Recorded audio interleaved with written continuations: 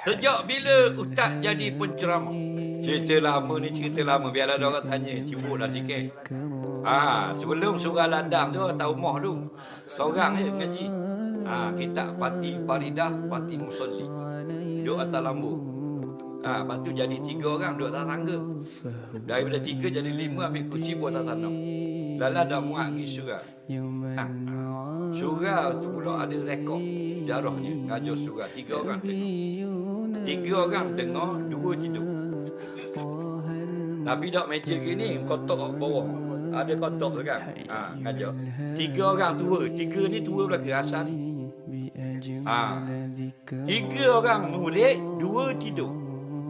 3 tak bawa kita seorang gini ya. 2 tidur. Tuhan uji biar. Jadi baca. Faham lagi? Seorang saja tak tidur. Tu pun rupa-rupanya pekak. Faham lagi? Tapi dia anggur mau.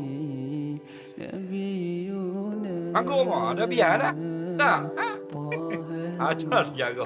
Bukan ramah gini lalu. Tak? Gitu kan. Tapi ngajar jangan nak keramah. Faham lagi? Balighu anni walau ayat. Jangan nak keramah. Faham? Sampaikan. Biar orang dengar seorang pun.